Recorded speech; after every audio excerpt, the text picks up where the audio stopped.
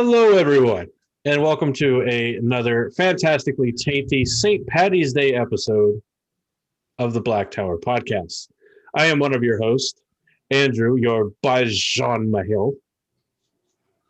I am another of your hosts, Daniel, your Amin Khan Mahale, and we are joined in spirit by our third host, Joshua, our Soraven Mahale. He is off drinking and being very merry with his family today, and we wish him all well with his absolutely amazing food and drink and friends, all of which I don't have. So, we'll talk more about it here relatively shortly. But for today, we have actually replaced Josh. If you haven't already guessed that from the show notes below, if you're just listening to the podcast, or the description below if you're watching on YouTube, or, if you're in our live chat on our Discord and can actually exactly already see, at least by name, who our replacement for today is, or not ours, Josh's replacement. You've been replaced, Josh. Yes. But we'll talk more about our fantastic guest here shortly, or better yet, let our fantastic guest talk about themselves here in just a moment. But if you want to be able to get these sneak peeks, 3 minutes before you see it in the video of who our guest is, or just listen to episodes that don't have anything edited out because we can't edit live. I'm not that good. Yet. I mean, I have I have the censor button, so I can do that.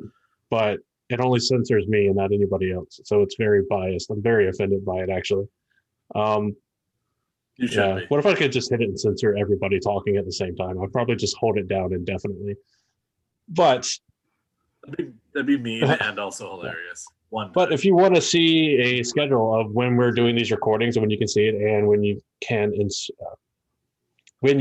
expect the episodes to go live, make sure that you head on over to blacktowerpod.com, and there's a calendar of events there. Our 5 most recent YouTube videos are there on a playlist for you to watch there if you want, as well as I believe it's the 5 most recent podcast episodes. There's forums where you can join Sexy More Shoddy and running naked through them. No pictures required. Please don't post them. I'm sure that you're all very fantastic and beautiful, and I fully support that. Don't kink shame. But no, I don't. It's not a rated. It's not an 18+ site. We got to put up warnings and stuff. We do that. That's just too much work. It takes us long enough to make edits to the website as it is. You're not wrong. But where you can create little forums and talk about whatever you want in regards to Wheel of Time, the podcast, tangents, funny stories, things we made you think of, whatever. Kind of go wild. And if we don't like it, we'll tell you whenever we notice, like 3 years later. Because I am bad at noticing stuff. You can also find quick links to our merch shops, both ours with Spreadshirt and the one with New Creations by Jen, which you'll hear more about later on, as well as links to our Patreon, where you can get in on the ground-ish floor of some pretty cool stuff that's coming up. I've seen some pretty much final drafts of some really dope stuff that's coming that patrons will get to enjoy today. So, well, you won't get to enjoy it today, but I saw it. I'm going to stop talking. It's a long enough plug. Daniel. Once you're done with going to Black Tower Podcast, make sure that you pop on over to our lovely and illustrious sponsor, who's been the longest standing sponsor of the Black Tower Podcast, Miss The Crystal Barista. She has Twitter, which is at the Crystal Barista. On there, you can also find her on Facebook at facebook.com/rockpick. That is rock pick, like pickaxe, not like picture. She's got some really cool stuff. Keep Josh busy with her subscription boxes, which are also all pretty fun.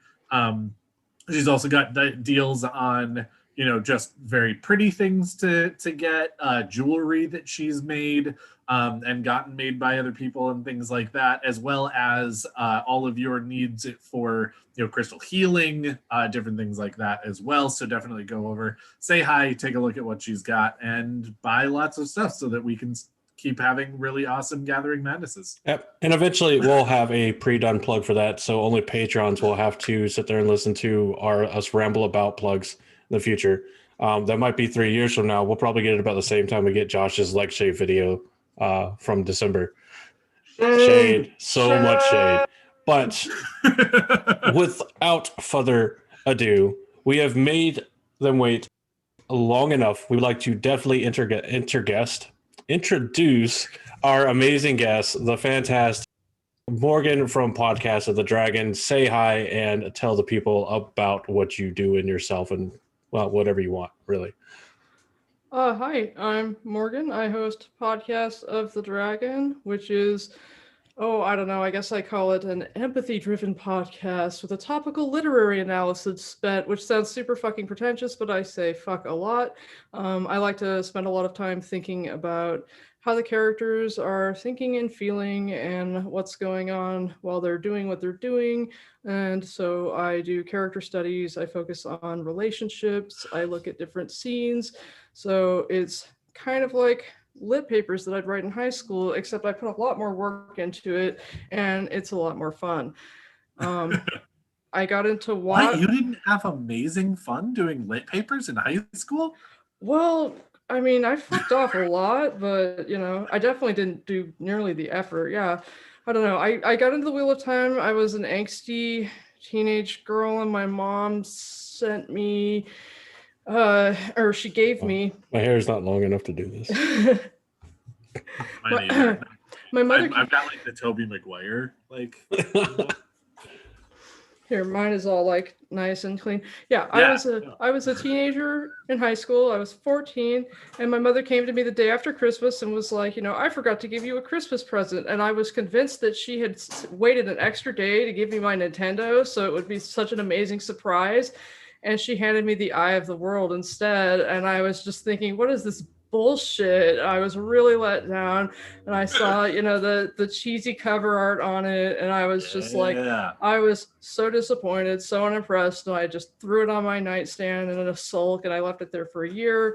And I read it the following year because I was bored. And I've been a Watt fanatic for a whole, how long ago was that? It's been almost 30 years. It's been a long, long, long time. And I would not have guessed as that angsty teenager that I'd be doing shit like this in my 40s. Yet here I am in the future. So yet here you are. Yes. And we're glad you're here. Right on. Who knew that one day of disappointment would lead to a lifetime of fanaticism? Right. If that had been that Nintendo, it would have been so lame. So yeah, this is much, much better. I mean, you might be doing a podcast now about like Mario or some shit. But how many of those are there? And I don't know. Yeah, I don't think it would have been as cool. Now I'm curious, and I actually want to know, are there... How many podcasts are there about Nintendo characters? About Mario? I was like a Mario... okay, there's a few. A lot. Some of these aren't, like... There's only one called The House of Mario, but it's a full-on Nintendo podcast. Super Mario Bros. Minute. Anyway. Enough. I'm not free plugging those people. No, it's not happening. No. All right. So, Daniel, what are we talking about today? Besides Wheel of Time, because I swear to Creator, if you just say Wheel of Time. We're talking about the Wheel of Time and implications. No, we have our wonderful guest here to talk with us, as she said, about characters and relationships. And more so even than that, to pare it down even a little further, since we've done so many fucking relationship shows. We are talking about communication in the Wheel of Time. What works, what doesn't work, some of the best communicators in the books, some of the worst communicators in the books. And all of the different ways and sort of themes in which people talk in and around Randland to each other, and all of the implications therein about why there are so many problems and things like that. I was about to make a reference, but luckily I magically remembered we haven't done the spoiler warning yet. So with the topic in mind, before we start spoiling all things Wheel of Time, let's listen from some people that are very, very experienced with the Wheel of Time. And we have internet proof that they have literally read every single word of the pages. This episode contains spoilers from the entire Wheel of Time series. If you have not read the series, you are at risk of being spoiled. You have been warned. If you don't recognize those voices, go and educate yourself. Check some yourself audiobooks. before you wreck yourself. After you finish listening to the episode, if you're driving or in your car or wherever right now, go throw on one of the Wheel of Time audiobooks, and you'll be like, hey, I've heard those voices. So yeah, the reference I was going to make was Galwin's biggest problem with communication is he misunderstood that song. If you like it, then you better put a ring on it. And he thought that if he put more rings on, he would be more successful. So he puts on the 3. other problem is that he misunderstood who he's supposed to put the ring on. Because apparently he just likes himself. To be fair, I think that was probably should have put a ring on it. It was probably a very fortunate misunderstanding on his part if that was the case. I don't know. I feel like Egwene could have handled it better. Just saying. I mean, I wonder Especially if you'd only put one on. What would one of those rings actually do to a Chandler? There's an idea for another segment. That's probably not a whole episode. Yeah. I don't know if I can talk about that for a whole hour. I could say the same thing about it for a whole hour. Anyway. All right. So the ever criticized what? Just say duck sauce is the worst for an hour. Oh, yeah. I could say that for an hour. Duck sauce packet boy. All right. So for fans of the book series and everything, it's always been a thing that we kind of talk about, that the communicate that so much, and we do this with all kinds of fantasy and cartoons and stuff. Like, they could have fixed and avoided this problem so much easier if they just talked. And there's the obvious response of, well, if they actually just talked and they finished the problem in 5 minutes instead of an hour and a half movie or a 14-book series, then we wouldn't have so much to be fans of. So yeah, concede that point, whatever, don't care. Well, and of course, the other important point of that is real people don't actually sit down and talk about things and communicate well enough either. So it's not real if everybody in your book just sits down and goes, all right, let's talk this out, solve our problem, and then we don't go to war. And then it's humans don't do that 9 times out of 10. But again, still, point stands that if you're sitting there reading the book, you definitely go, Jesus fucking Christ, could you talk to Moraine for a second and not have these problems?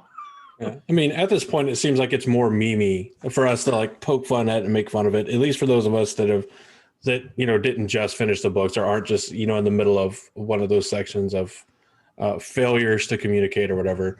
I know for me, whenever I talk about it, yeah, it actually is a problem, but I'm more so just making fun of it. I don't want to say ironically because that sounds far too hipster for me, but it's just it's more of a fun jab at something that is a known issue, but I kind of don't necessarily hate it because the miscommunications give us plenty of funny scenes.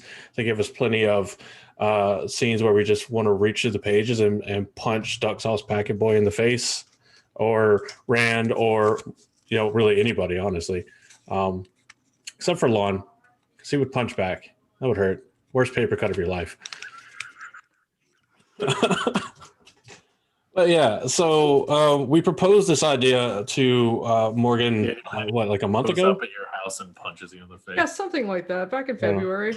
It was there was actually a little bit of forethought into what the topic would be, not what we would actually talk about, but at least what the topic was.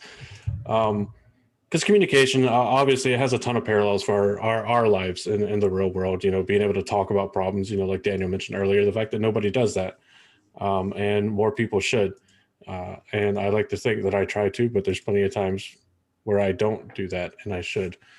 So, how do we want to start this? Do we want to just kind of go through categories of the most annoying times where communication failed, the funniest times, or is it just talk about whatever you want? And I mean, I know that is it in the end, but maybe talk about an overall theme, because I think that it's probably part of just a general habit of the boomer generation that they don't talk to each other and they don't talk about stuff, which is why, a lot of them stayed married because you were supposed to, but how many of their marriages were just people not talking to each other, and dad being super stoic and mom being quiet and frustrated, and kids growing up in, quiet households, but nobody spoke about what's going on. I mean, my mother grew up in a household with, a Korean War vet and a wife that kind of devolved into just chaos and dysfunction that probably would have been solved if people had talked to each other. But it was like,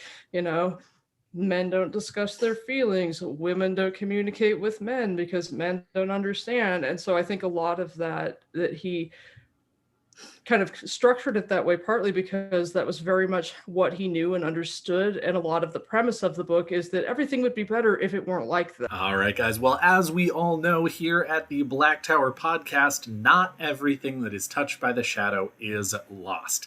And that is totally true for thegreatblight.com. Now, Nablus and his team have done an amazing job of going ahead and putting this together, and it is possibly the greatest resource for those of us here in the Wheel of Time community. First off, you have this awesome homepage with posts from a bunch of your favorites.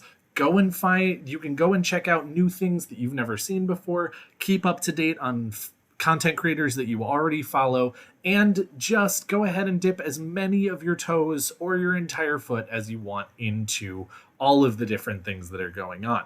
Now, also here, there is probably the best list of content creators. There's YouTubers, podcasters, artists, musicians, just about everything you could want. And if you don't see your favorite content creator there, that's fine. There is an application included in the site to go ahead and make sure that your favorite content creator is part of it. Just encourage them to fill out the application, and Nablus will be in touch. Now, after you've gone ahead and checked that out, you're going to want to pop over to the ever-expanding library here at the Great Blight, because it is something particularly special. Now, I don't know how many times I've gone ahead and joined a fandom only to find out halfway through my first read, looking up a character, that they die in the second to last book, which sucks. It always is very disappointing when you can't look up anything interesting about what you've read for fear of things that you haven't read yet.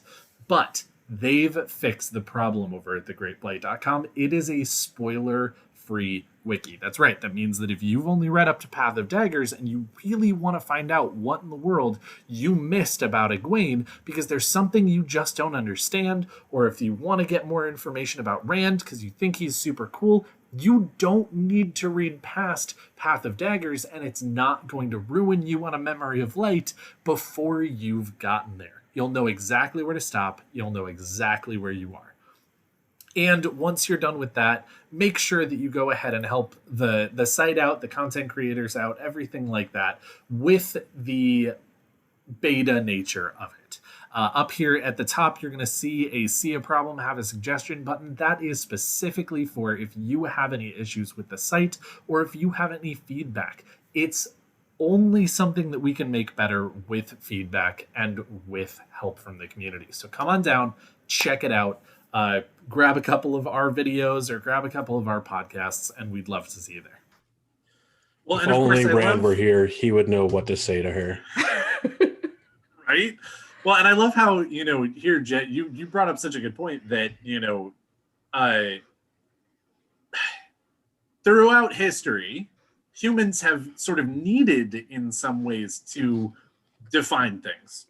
Gender roles, different things like that, because there was actually there have been times in human history where it makes sense for X to happen rather than Y.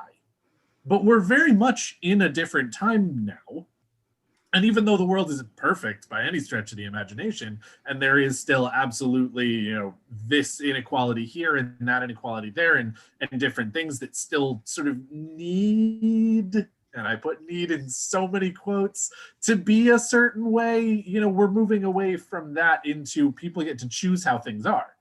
And we still have such a problem of no, man up, dude. Really? Man up? That's what we're gonna say. Like, you can't cry at this movie that you actually have lots of feelings about because you gotta be a man, or like, no, you can't play with Legos. You're a girl. Like, no, fucking let her play with Legos. And so we're still dealing with the like aftershocks of all of that stuff. And so I feel very much for the characters in Wheel of Time that they're built on a foundation. They're absolutely built in a world that has certain expectations on them, that has certain things that they're supposed to do, certain things they're not supposed to do. And these, the Emmons Field Five especially get thrown completely out of that, and are just asked to do lives that are infinitely different than they thought they were going to. And so the fact that they get it wrong more often than not is so frustratingly understandable. Because you're sitting there being like, Nynaeve, I swear to God, if you tell one more of the boys that they're not allowed to do something with a girl because they're not old enough, I will hit you. Look at what they're around. Look at where they are right now. Look at what they're doing and understand. But at the same time, you're like, Nynaeve's like 22 years old, been like living under the women's circle for fucking 22 years. Of just being beat into her how women are supposed to act and how men are supposed to act. And you're like, all right, you don't get a pass, but like, I get you. Well, if you have a structure of how things are supposed to be, and it's like if you're living in that structure, those constraints, and there's nothing going wrong where you have to be adaptive, then it's like, okay. I mean, except that nobody's really happy about that. Like, one of the things that, like, I don't think that the prologue Ravens is a good prologue, but I think it's great to look at the character of Egwene before she was like, I have to get the fuck out of the Two Rivers, because he writes her looking at Two Rivers gender roles even as a little kid and being like, oh, the women are all dressed up like for a feast day and it's hot as balls, and the guys get to walk around with their shirts all unlaced. That's bullshit. And I want to cut my hair because it's too hot and my mom won't let me. That's bullshit. And so it's a lot of Egwene walking around thinking this is bullshit, and things shouldn't have to be the way that they are just because reasons, and kind of the foundation. And you can't say back to the topic. Marin and Bran Alvear would go ahead and beat your ass. Right. Yeah. So back to the topic, because the topic isn't like gender roles and gender stereotypes and expectations in the Wheel of Time. We have these things that go across the entire kind of series where we have these moments where, like we said earlier, that if people would just talk, it would be so much simpler. Where like one of the earlier ones that sticks out to me is where for a while Rand and Egwene are like, yeah, I saw myself being married to you whenever all I knew was Amon's Field. But now I've seen other people, and literally anybody else would be a better fit for me than you. And they both kind of feel not necessarily that extreme, but they both feel.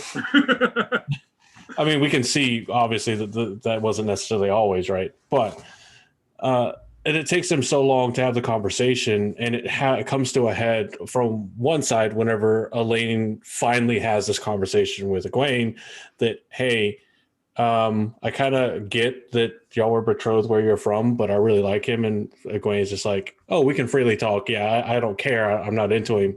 Yeah, let's go tell him. Let's go break his heart and tell him. And then she does. And then Rand's like, oh, thank God. I wanted to say to you. She's like, wait a minute.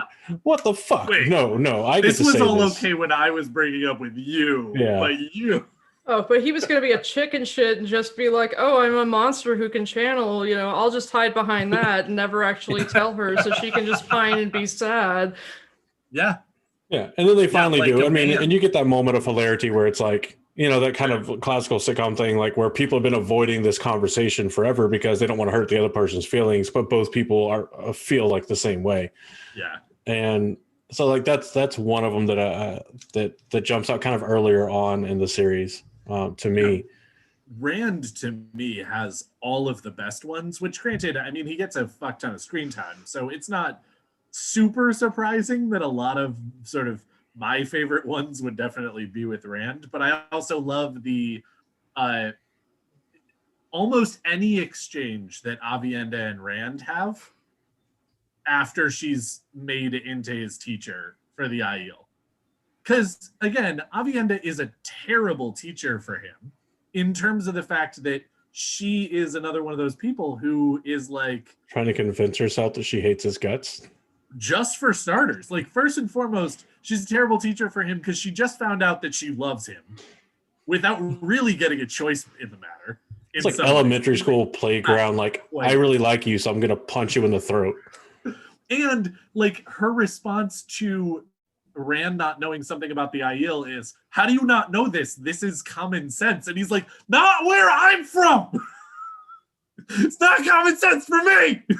And so like 90% of their communication is just Rand being like, oh yeah, so X, and her going, you are the biggest idiot for thinking X. It's definitely Y, you stupid sheep herder. And him going, it's always been X. My whole life it's been X. Why are you telling me it's Y?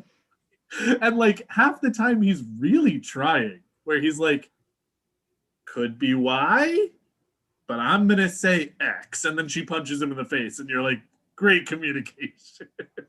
Yeah, their relationship is pure comedy.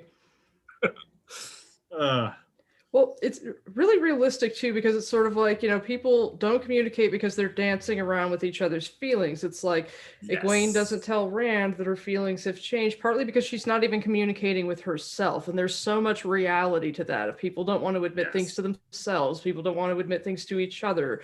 And then it's like Elaine really likes Rand, and she's just like hinting at it because that's totally the type of thing that people do. And so there's all of this like dancing around, and then she stops hinting at it and writes him 2 letters that are completely opposite. Oh, and but now that's he's even more confused. But that's so realistic real, too. It's so realistic. Agree. And everybody hates it. It's sort of like, I don't know. I love it. I find their relationship the most realistic in so many ways, because she didn't have a vision. She just like imprinted on him. And it's like, I don't know. There was a boy that came in 8th grade that I crushed on so hard because he was so different than all of the other boys. And so I can totally get her just thinking about him constantly. And it's juvenile, but at the same time, it's like so real. And so it's like, I get where she's coming from, and then feeling like, oh, he doesn't want to see me anymore. He's been making out with me for 4 days, and I tell him that I'm leaving, and he's just like, after I've written this letter where I've been really like basically skirting the edge of hitting the like L word, not that L word, you know, and it's like lesbians? I'm in lesbians with you. I'm in total lesbians with you. And you know, I'll get lesbians with you, you know, as long as you want to be my boyfriend. You know, it's like, and then he's like, you know, totally relieved because she's leaving and won't be in danger, but it never occurs to her that he would even think about that. And so then she's just crushed, and she's like, okay, well, I needed to just takesy backsies a little bit because I don't want to sound like such an asshole. And then she makes herself even more of an asshole. And then she second guesses herself and decides that probably wasn't the smartest thing to do. I did it in an impulsive moment. And yeah, it's great. Well, and then I'm going to constantly tell my friends to tell him that I meant every word. This is 9th grade all over again. Jesus Christ. It's so high school. The thing about that is she was going to tell Egwene, tell him I meant what I said in the first letter, except that Egwene got snatched out of Talleyrand Riyadh by a Mies before she got to say the first letter, because she was, you know, trespassing after she had promised she wouldn't go in.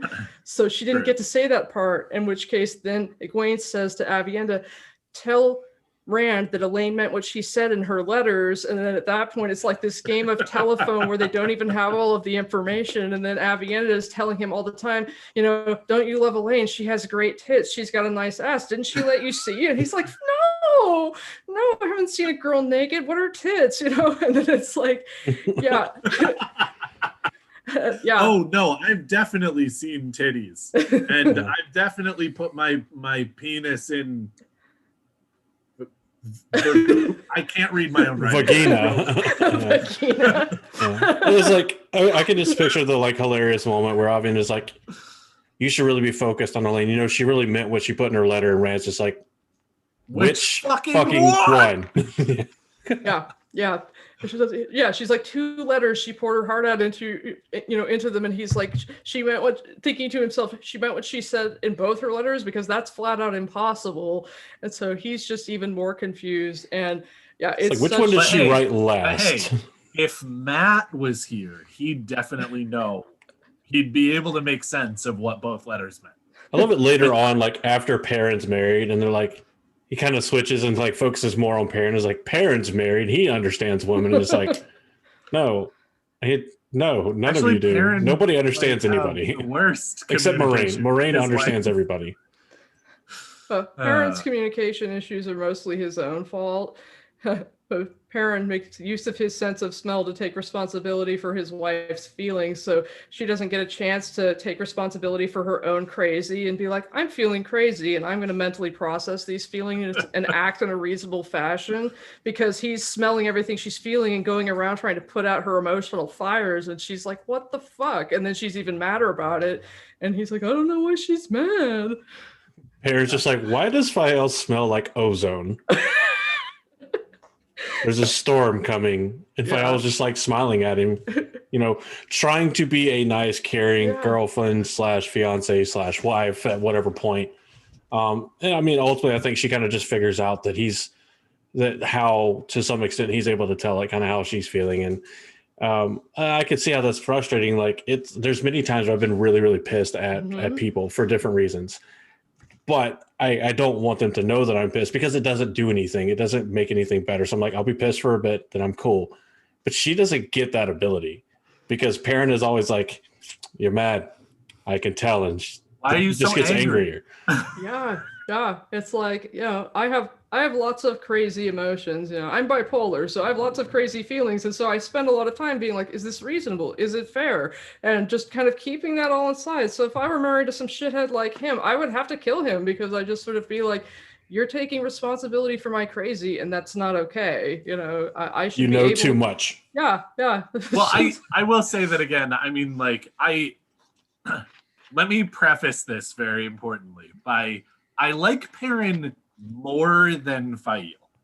Yes. That does not mean I like Perrin.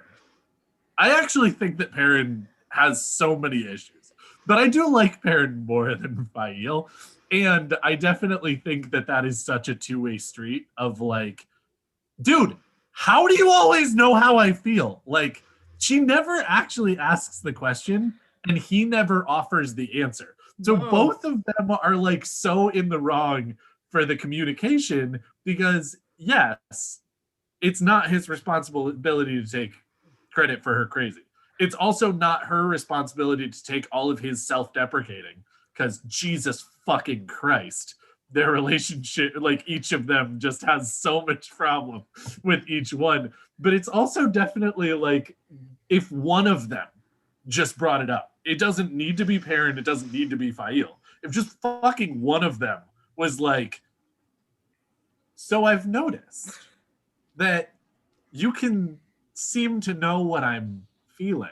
Or if Perrin was like, so, fun fact, I smell things real good.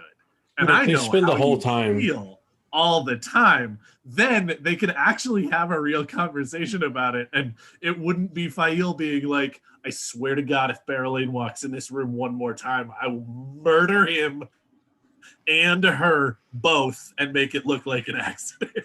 Well, they spend the whole time trying to take the burden of the other's issues. Like, Exactly. I will handle your damages because I love you and I want to take care of Yep. you.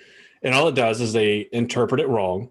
Yep. They miss, not that you can even handle somebody else's burdens, but they Sure. add what they think the other person's burdens are onto themselves, which Yep. just compounds their own damages. Especially And when they're then your wrong. wife gets snatched and freaking runs off, not runs off, but gets snatched off into the snow, and then we get Fael Gate, and just nobody has a great time. Freaking Okay. like, there's only one scene that I'm hoping that actually doesn't make it into the show, and that's it. And it's just a very long scene. Like, maybe succinct it down to like a day. Well, it's like he tells her about his sense of hearing and his sight, but he never tells anybody about his sense of smell, because being able to smell people's emotions is like a level of, Oh, it's dark ESP. It's like so. Yeah, it's He tells one it's person. channely and it's Tells dark Ingtar. friendly. Yeah. Hello, everyone. Everyone loves merchandise, whatever it's about. It's people love to get it for whatever reason, for holidays, for birthdays, for Christmas, Hanukkah, Kwanzaa presents, whatever kind of thing. Why not give you another place to where you can go and get some awesome merch? Popular for all kinds of different reasons, this is New Creations by Jen. It's an amazing shop where you can find all sorts of Wheel of Time inspired merch. It's also the only place where you can go and join the Frosty Mug Society. To give an example, our own Black Tower podcast, Frosty Mug, is a part of the Frosty Mug Society. Now, there are a total of 6 as of the time that I'm talking now, Frosty Mugs in the Frosty Mug Society on New Creations by Jen. And those span several different content creators from the Wheel of Time content creator community. You can go and get the Black Tower podcast one, Malkir Talks, Talk Around Riyadh, the Will Reads, the Will Weaves, and of course, Weekly Will News. All 6 of those content creators, again, including us, have Frosty mugs, and they all look super dope. Jen does an amazing job. So make sure you go and get one and join the Frosty Mug Society. Beyond the mugs, there are the Frosty mugs. There are regular mugs that you can get. There are t-shirts that you can get with all kinds of different designs on them that are inspired or by the content creator platform suggestions they've sent in, or just overall Wheel of Time inspired items. You can find menswear, ladies wear, unisex wear, hats, all kinds of really dope stuff. Now, if you don't want to just get content creator based stuff and you want more just Wheel of Time inspired stuff, make sure you check out Weekly Will News's section of New Creations by Jen, and that's where you can find all things from Gator Shufas to Out There Forums tees to dice cups and die to coasters to just everything that we have seen Rob with Weekly Will News put out over forever. And you can find it here under the Weekly Will News on New Creations by Jen. This is an epic site that is only overshadowed by how epic the items and the owners are. Again, Rob and Jen put in a ton of work. They work really well together and really well with the creators that want to be a part of this. So it's fantastic. So make sure you head on over to newcreationsbyjen.com and get yourself your very own Black Tower podcast Frosty mug. And while you're there, make sure you pick up anything from the vast assortment of Wheel of Time inspired merchandise. Tells Ingtar, and Ingtar says, "Don't fucking tell anybody how you smell. Just tell them you're a sniffer." And then Ingtar fucking dies. Oh, So, R.I.P. That's true. Yeah. I Top would 10 hesitate animated to- redemption arcs. I would hesitate to tell people things if the last person I told something to just got murdered after I told them. Yeah. I smell dead people. What? Oh, Yeah. I also hang out with a dead wolf all the time. He's Yeah. my best friend. He talks to me when I go to sleep in my mind's eye, in my brain hole. Yeah. Yeah. One of the funnier ones too is like that is another really bad communicator. yeah. Literally, Hopper, every single time that Perrin comes into the wolf dream, he's always just like, "Go home. You're here too strongly, I will young not bull." teach you. I will not teach you anything. Just leave and go home." Mm. And Perrin's like, "Teach me, motherfucker." And Hopper's like, "No, go home." And you're just like, Hopper.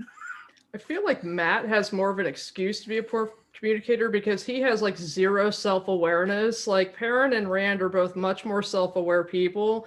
So like you don't expect a lot out of Matt.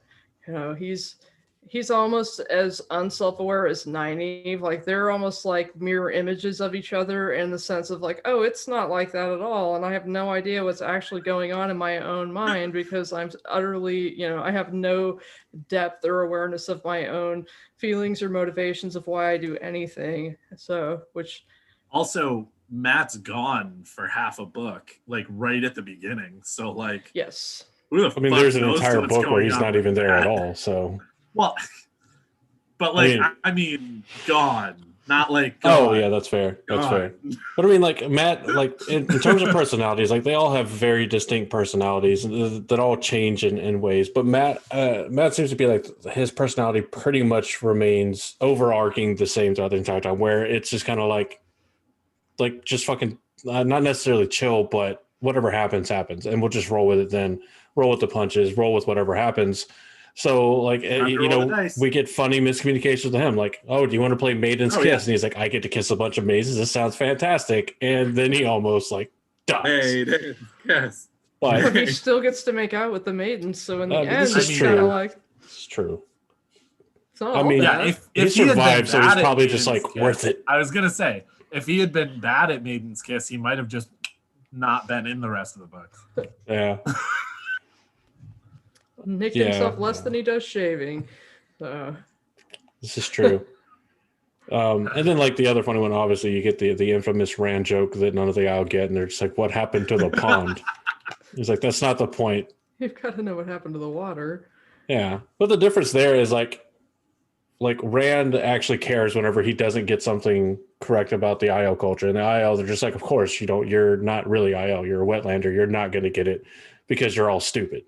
But I want to be, though. And then so like whenever Rand tells the joke and none of the IL really get it, he's not just like, of course you're not going to get it, you're IL, you're stupid. He's just like, it's a funny How joke. do I explain this? But he doesn't really focus on it that long, I mean, other than, more so self-loathing himself that he thought it was a funny joke and he failed like completely and epically. Well, not epically, it wasn't that good, but Snakes and Foxes just made an excellent point that maiden hand talk might actually be the most best communication of all communication in the books. the most best.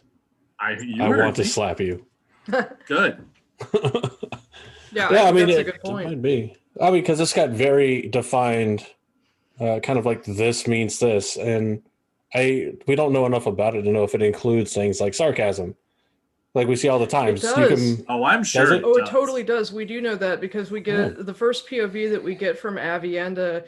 She's having this back and forth with Leah, who's the girl who ends up being left in Shatter Logoth, and they have this, like snarky back and forth. And at the end, she signs to her that I have toe, and Leah signs back very small spear sister. And Avienda says to herself, she was grateful that she didn't give the hooked little finger at the end that would have made it sarcastic. And so, they totally have that much, so yeah, which is cool. I think that's so cool. I love it. Maiden hand talk is great. I'm looking forward to people making up what maiden hand talk actually is, and I'm also not looking forward to it at all because people are stupid. But I don't know. It's gonna go one of two ways. Either it's gonna be great and I'm gonna learn it and I'm gonna be a dude who knows maiden hand talk and I'll be able to use it at Jordan Con and nowhere else, or then all the maidens will try to murder you. Trash. It's gonna be like when you go to like Comic-Con or something, like Winter Dragon or something. It's gonna be like when you go to Comic-Con and like there's the people that fluently understand and can write like Klingon. They're like talking like Klingon, but at like Jordan Con, you're just gonna see like hordes of people just being like, or whatever. But I don't know what that means. That's a whole conversation. Yeah, that's definitely what maiden hand talk looks like. So that's a not safe for work sign. Wait, you gotta throw on the hook at the end. Yeah. Oh no, If I'm that's serious. not sarcastic, then that's offensive. I'm serious. I can offend somebody. I can offend everybody within sight with one simple hand gesture. Yes. He's bullshit. Yeah. It did not hit her. It did not. Yeah. Oh, hi, Mark.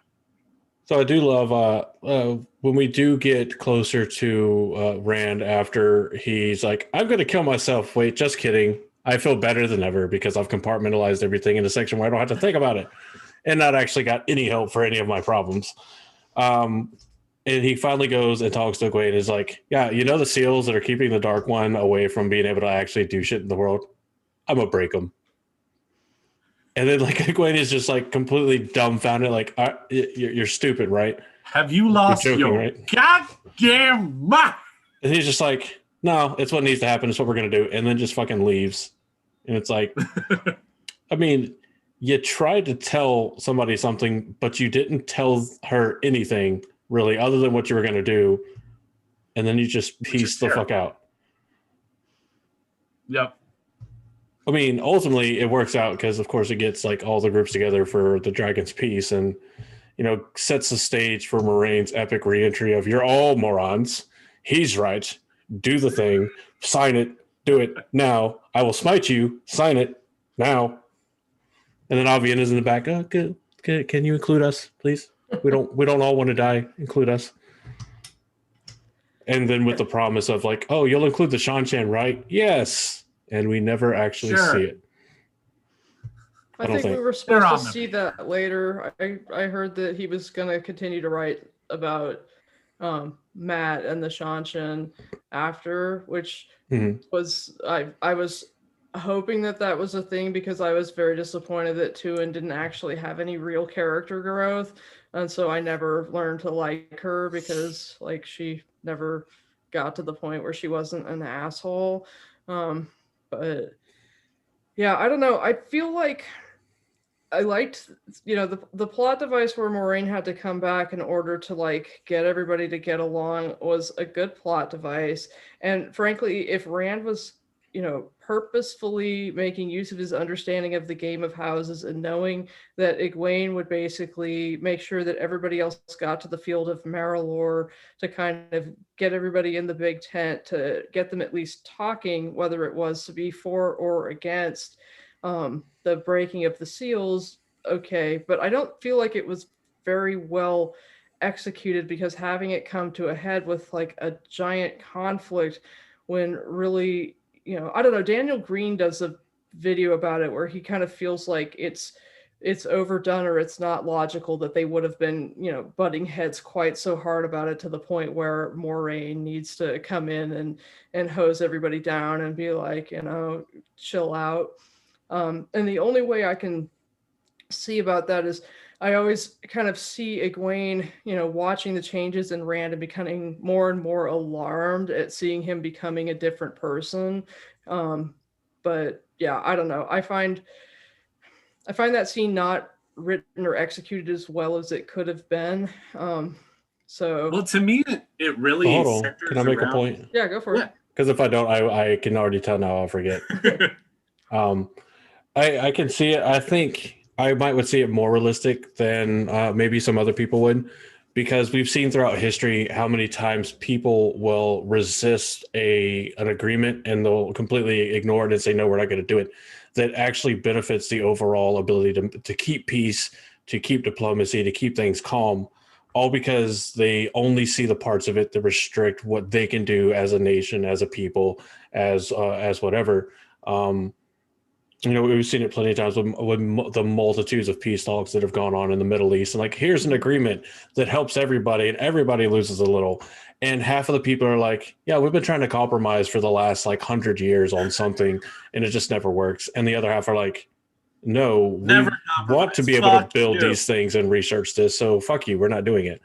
So I could see it. But then again, it's like, to me, it's kind of like taking them butting heads over something that seems like an obvious yes choice as somebody that is outside looking at the broad picture. Whereas if you're responsible for Tyr, you're only looking at the Dragon's Peace for where it benefits or restricts Tyr. And same for all the other nations and stuff. So yeah, I'm not going to say that that's a watered down look at it, because I think there's a lot of validity to the idea that they probably wouldn't butt heads as vehemently as they do. But I think it might be more understandable with a deeper understanding of it. Not saying that Daniel Green doesn't look deeply into things. Sure. Well, I need to go and watch the video to understand better, because I haven't seen it. That's another thing that I was going to say, is that there's so much history between some of these nations that, like, it's, hey, we need to include the Aiel in the, you know, the Dragon's Peace. If you're carrying it, no, they took our sword. Fuck those guys. No, you don't go ahead and include the Aiel in the Dragon's Peace. This is a Wetlander thing. Fuck the Aiel. The Aiel came in and trashed our shit and fucked us up. We hate them. We're never allowing them into this. And, you know, the Illianers and the Tyrans and all of these just warring factions that have so much history and anger between them for each other, and just hearing that the other group will benefit often makes people very, as Andrew said, they stop being able to see the benefit for themselves and everybody else, because they start seeing that my enemies will benefit and I will be restricted in some way. And I will absolutely say that this is another situation where Rand does it's interesting because Rand is coming off of the mountain. I'm sorry, I spent far too much time studying foreign policy. Right? And so Rand comes down off the mountain and he is so emotionless in so many ways because he's compartmentalized everything. And so he's not doing a very good job of working with people's emotions and actually helping them understand how much it benefits like them personally. And he's not doing a very good job of actually manipulating is not really the word that I'm looking for, but sort of explaining to the people why all of this is a good thing. He's basically just sitting there being like, Dragon's Peace, I'm going to tell you what it is. It's all on this document. Sign it or we lose the last battle. And everybody's like, whoa, whoa, whoa, whoa. Can we go over some of this shit that's in there? Because like the number of these things sound horrible. And Rand just goes, okay, cool. Last battle though. And they're like, yeah, but again, what do we do after the last battle? And he's like, last battle though. So this is another opportunity where like Rand does a terrible job of communicating with people on their level because he's so above it at this point. And even though he's not really above it, I mean, he still sort of has to live in the world, presumably, if his plan actually works. He actually still has to live in the world and whatnot. He's not thinking of that anymore. He's so at the point where he's just like, why would you not sign this? This is so stupid. Why are we having a conversation? Not really realizing that, again, so many emotions, so many histories, so many nations, so many different personalities are in this fucking tent at the same time. And Moraine coming in and actually talking to those people where they are is so much more of a like communication device and it's an opportunity where she shows how much more of a Game of Houses player she is and just how much more of an understanding human being she is. And I really appreciate that moment. Yeah, I think she understands people a lot better than Rand does. Though at the point that he's in his Zen stage, it's like he's reached nirvana.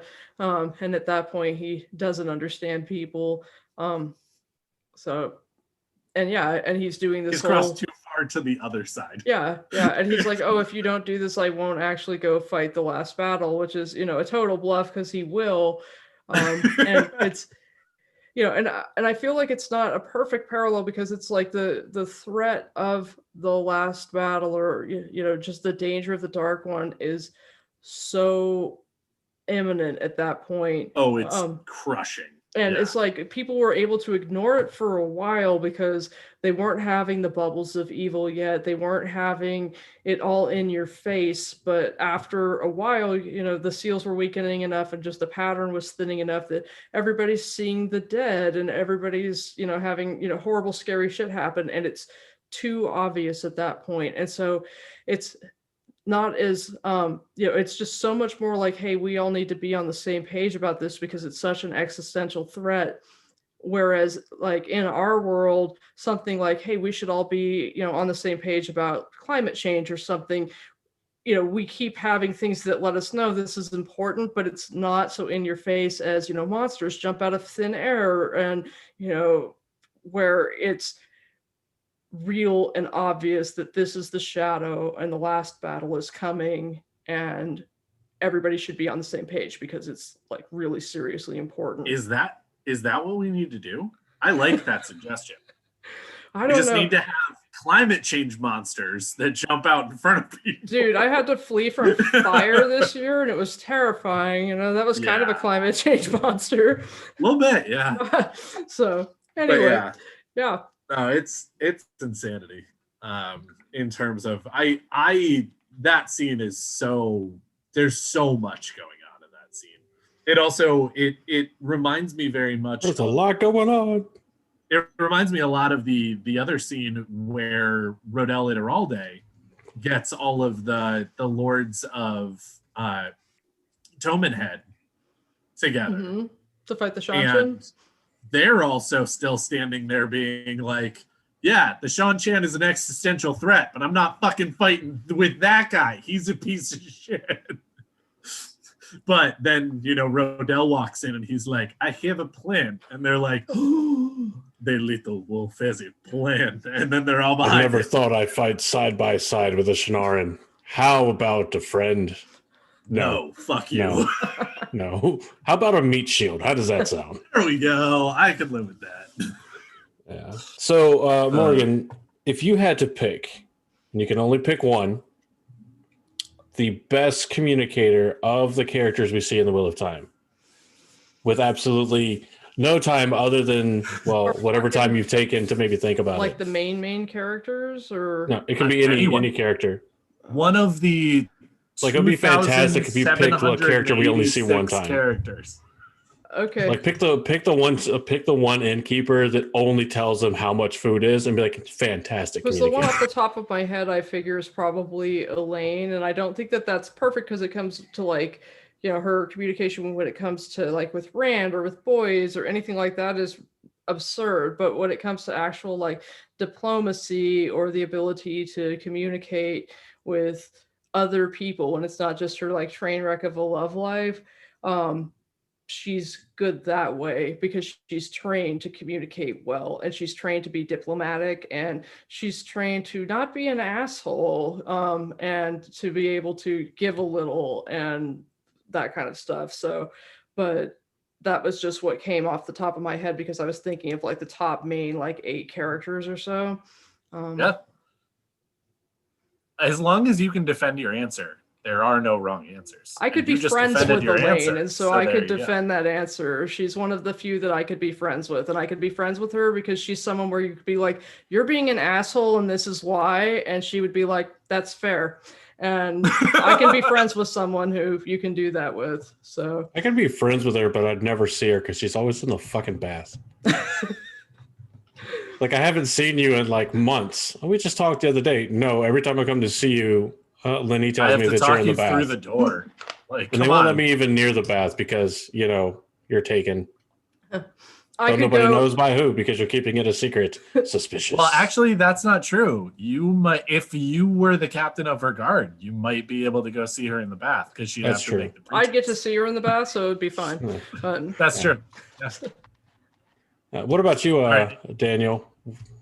So mine's a little interesting because mildly the opposite reason, though still along the same lines of Elaine, and mine would be Brigitte. I would actually say that she is probably the best communicator because she doesn't. There are times where she saves face and saves feelings. It does happen in the books. But overall, she doesn't mince words with you. She doesn't sugarcoat things. She doesn't do... When she's ready to party, she walks out of the house. Tonight, we're getting fucked up.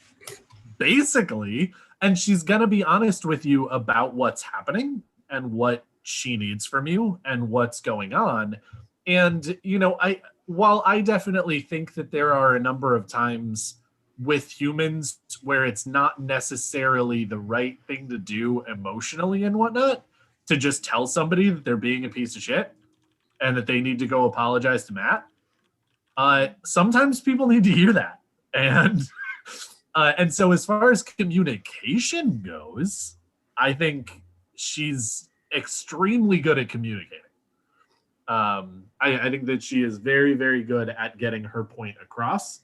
And at least with the people that she hangs out with, they also seem to really like being her friend. So she can't be that awful.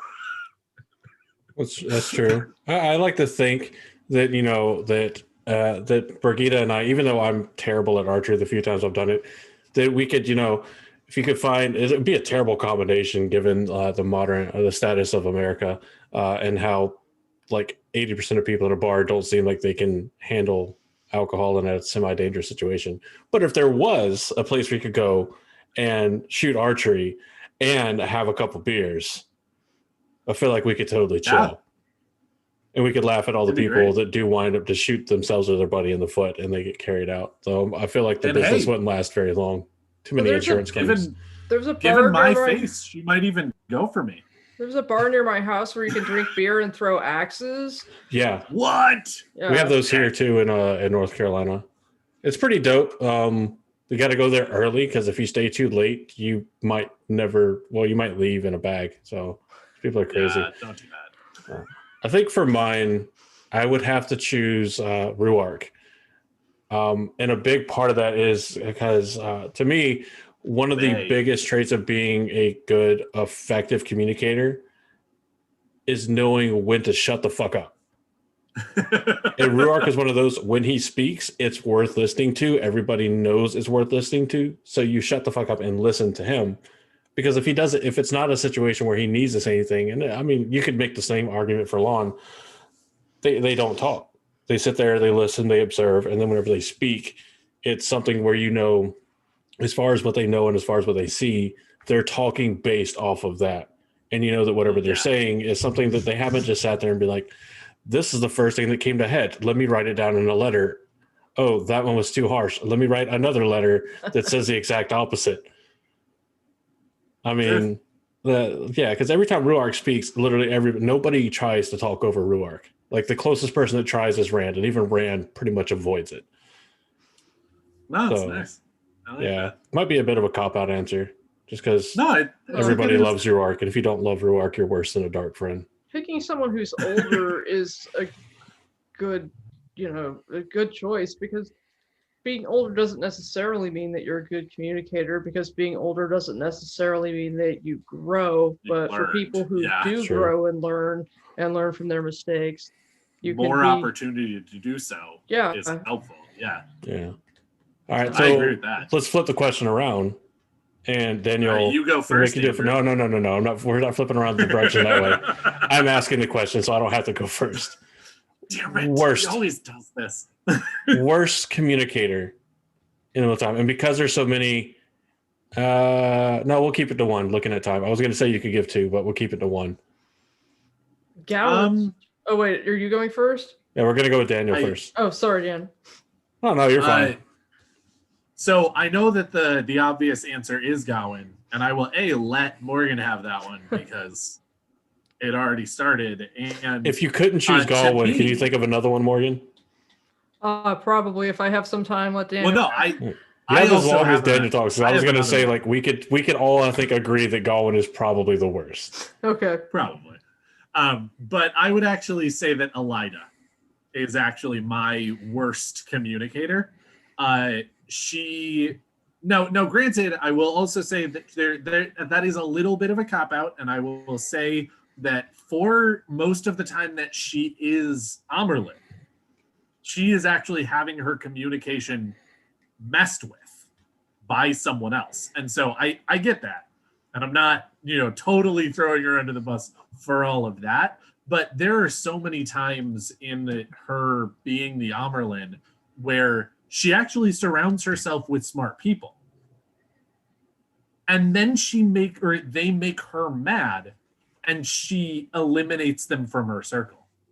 And that is so much against what a good communicator does, because you have less information, you have less communication, and you have less counsel when you do that. And so many times, over and over again, when they talk about her sitting room in her study, there's less chairs and less stools there because somebody has pissed her off and she's kicked them out of her inner circle. And so I would say that Elida is probably, if she had actually done better about getting information and using it and communicating with those people who needed that information, I think she would have been a way more successful Amerlin than she was, because she was trash, partially because she couldn't get messages to who she needed to. I'm actually going to counter you on that one. I'm going to counter you on that one. I think that Elida is actually a very good communicator, because she led the charge in the hall to get Suan, and I'm gonna say her name wrong, but Liana. There you go, Liana, removed from their positions as Keeper of the Chronicles and the Amerlin seat. I think that a lot of what you're saying, and this is like personal like view on it, I think that falls more under being a very bad leader rather than a very bad communicator, because she's very good up until she starts being manipulated by her Keeper of the Chronicles of communicating exactly what she wants and getting it passed and getting it pushed through. A lot of that she does with brute force and strong arm tactics. But as far as communicating, it's not. I'm not saying the opposite of I'm not saying that part is. Sure. I'm saying the communication is what she actually puts out there. She is very effective at putting out their statements to get a lot of Aes Sedai to come back to the tower, believing that everything is fine when they get there and they find out everything's not fine. She's very effective at getting that disseminated across the board. She's a very convincing and charismatic speaker to get everything done in the hall to get Suan and El removed.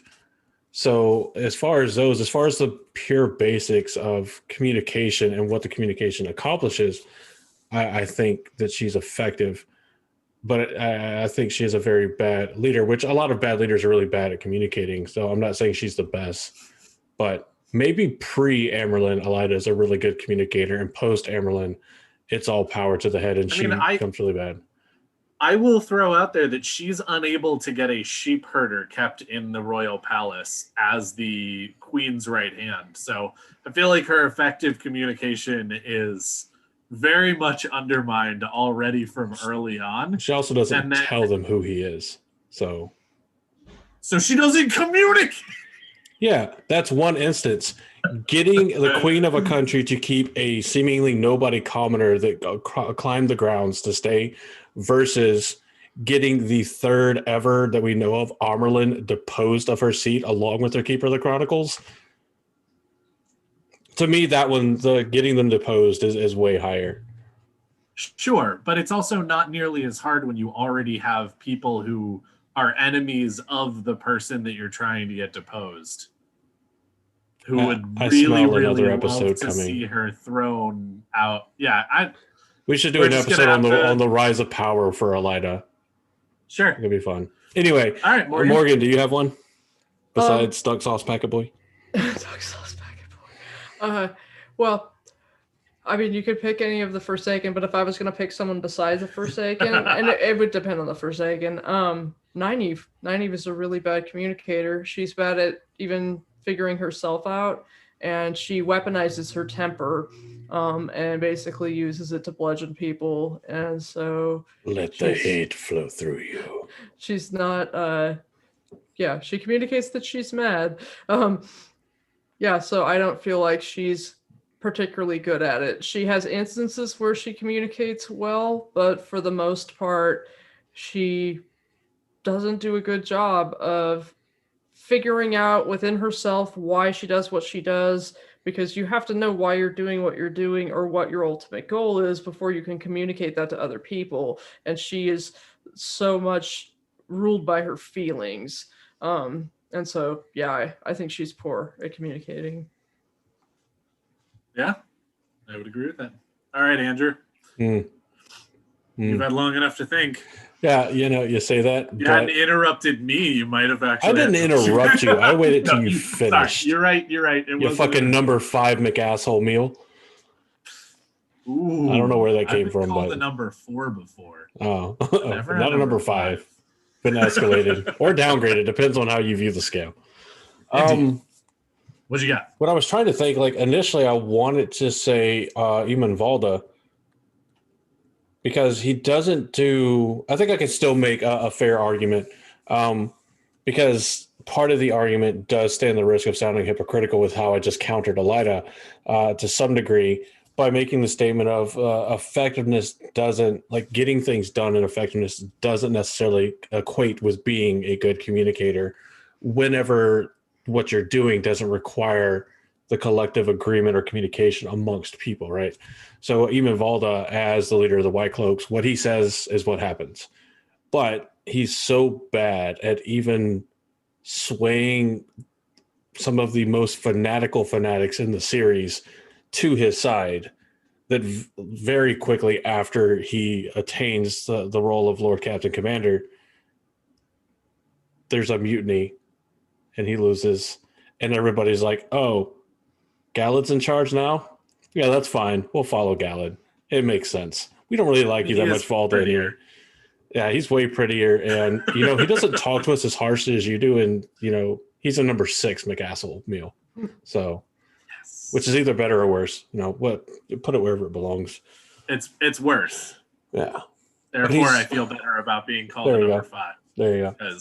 Because he's one of those that, like... I was up there with Eamon Valda. Fuck that guy. His communication is a lot like Nynaeve style. When she's angry, she just shouts what she wants, and if you don't agree, you're like the spawn of Shaitan. Yeah. Except for them, like, oh, you don't agree? You're a dark friend. And we're going to hang you in the Dome of Truth or somewhere. Yes, Queen Morghese, you are definitely free to go. Oh, we need you over here. Oh, we're going to casually walk you by these people that we're hanging that we're definitely not going to help you escape. Wink. Wink. Yeah, it's bad. Yeah. It's bad. It's bad. It's bad stuff. But, cool. So, definitely, my final thoughts on this are, one of the things that, again, I always come back to is the realism. I really appreciate that with some exceptions, because every universe is going to have a few exceptions. The ones that have less exceptions are the better ones. I do actually feel like the vast majority of people stick with their character and do or do not communicate well based on who they are and who they've been described to be. And so for the vast majority of people, I can understand why they're not talking to each other when they don't, and others are talking to each other when they do. And that's one of the things that I've always loved about the series, that, sometimes in other books or other movies, it feels like there's conflict for conflict's sake. And in The Wheel of Time, it feels like conflict is natural and just very much a part of what happens when you get 2,500 characters in a universe together. And I've always appreciated that, but there are definitely some people and some situations where I just shake my head, because it's like, would you just, if you took 5 minutes of your time, you could solve so many of your problems to just not. You have enough to worry about with the shadow. You don't need to make it worse by not fucking talking to each other. So I think that Robert Jordan does a really good job with communication throughout most of the books, though, as we have already stated a few times, there are certain characters where you're just like, bruh, don't. Yeah, I mean, I think to give my final thoughts, and they'll be brief because a lot of it would just be restating what Daniel and Morgan have already said. Morgan, I think you were the first to mention it during this episode, that it does, for the most part at least, all of it feels very, very organic, very real. That, hey, yeah, I could see this. I've gotten, when I was in like middle school, I've gotten those contradictory letters of, yeah, you're cute. What are you doing this weekend? And they got the other one, hey, so I'm actually really busy this weekend. And I'm just like, wait, what? And then had the friend that comes up like, oh no, she actually likes you. She's just really shy about it. And, kind of bailed with another letter. I'm just kind of like, why are women so complicated? Where's Tyler? Tyler understands these people. And, I go back and, I read The Wheel of Time or reread The Wheel of Time, and I'm like, Yeah, I can get that. I can understand. I can relate to that, and that's something that Robert Jordan does such, and Brandon Sanderson do such a good job of, is making the stuff believable for the most part and relatable. And I think that's a big chunk of what makes the series so popular, so successful, and why you can get podcasts where three random weird loser guys talk about the Wheel of Time for an hour and a half or so every week. And all the other podcasts where they have, much better hosts like Morgan and, literally almost anybody else. The Tate's our brand, so don't infringe on it. You can be crappy another time. This is our time to be crappy. Yeah. All right, Morgan, what are your final thoughts on general communication? Well, I think you're right that it's very realistic. I appreciate his characterization because he writes from logic. He gets into people's heads, and it's just very much this train of logically what would someone do, logically what would happen in a situation like this. And the point of, even sometimes people don't act logically, and people are irrational sometimes. And so when people do things that don't make a lot of sense, even that is logical in its own way. And so I appreciate it because almost everything that people do is real. And there are times when I feel like the writing is inaccurate, but I only feel like it's inaccurate because he has strongly characterized someone, and then I feel like he doesn't hit their characterization. And that it's very rare. There are only a handful of times where I'm kind of like, I feel like this didn't quite hit the mark. And with the communication issues, I just feel like that's so realistic. And at the point that we are in 2021, we're so much better at it. It's just sort of like, you don't communicate well, go to therapy. You need to learn how to talk to people. And I feel like we're just a better world for it. Maybe that's partly the internet and everybody just talking to each other so much more. But yeah, I think that it's definitely so understandable and relatable. I don't know. I feel like a boomer when I talk about like the way communication has gone with the advent of texting and Twitter and Facebook and all that. The Twitter Nobody and the Facebook, speaks face to face anymore. The book of face, yeah. To some Back extent, in my day. as I continuously text people all the time and that kind of stuff. I think you lose out on certain things. Of course, I mean, Sure. You're always going to lose out on things and gain things, no matter what the thing. Nothing is all encompassing. I don't disagree with you. I've been doing so much Zoom lately since like over the past year, and that is so much more engaging, I guess. Yeah, because if you say something I hate and I roll my eyes, you can see it and call me an asshole right there to my face. Exactly. Please do. The nuance. Asshole. Yeah, if you're talking and I say and I like just roll my eyes, do feel free to call me out. Anybody, go for it. Indeed. I dare you. No, I'm just kidding. Do it. But yeah, so Morgan, thank you so much for agreeing to come on to the Black Tower podcast. It's a risk that many people have made the mistake of taking. So much to our benefit. It's really great to have you here. So before we close out this episode, make sure that everybody knows where they can find you and listen to your amazing content.